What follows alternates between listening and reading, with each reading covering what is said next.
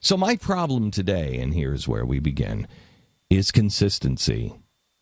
And all of my friends and all of my neighbors that I truly and dearly love that disagree with me politically, you know, you don't even know when you're being lied to. You don't even know when you're being lied to.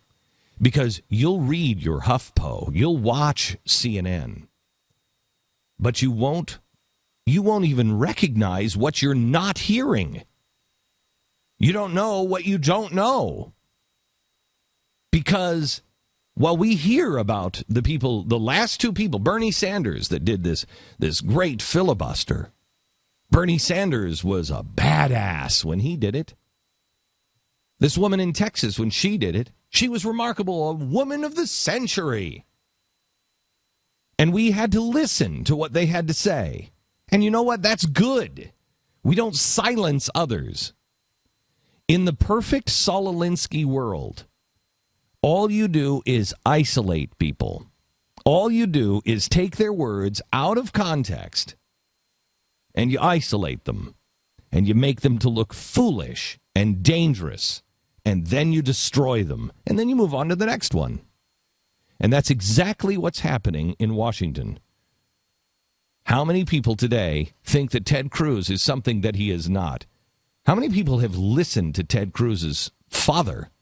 How many people know Ted Cruz's heart? How many people know what he even said besides green eggs and ham?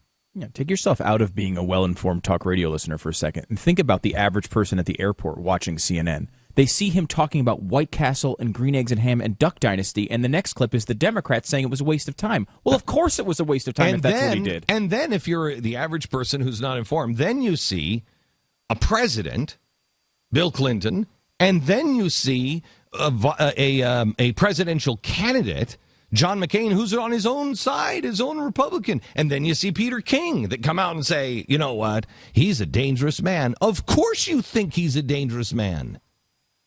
Because the press continues to do what the press does best. Smear, distort, and lie. They are terrified about Ted Cruz. Terrified. You don't spend this much time tearing somebody down. You ignore them.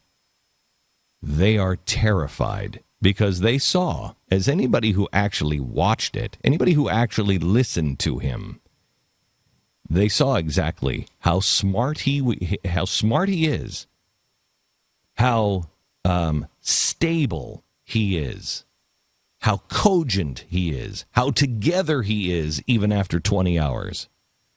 And I fear some of our friends in the Republican Party are deciding, I don't want to be destroyed, so I'm going to go stand over here with the other people because he'll destroy himself, and then I get a chance. No, make no mistake, guys.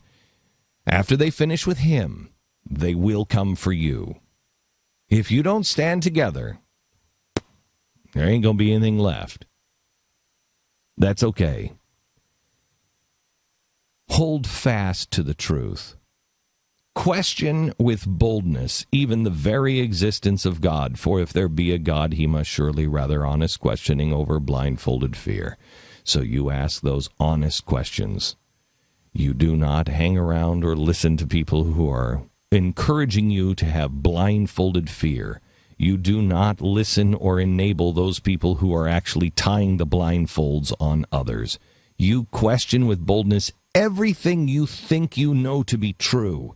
You don't take anybody's word for it. You do your own homework. And when you find the truth, you hold true to that. You stand fast to that. You just got to keep looking up at the heavens and find a fixed point because, boy, these seas are getting rough.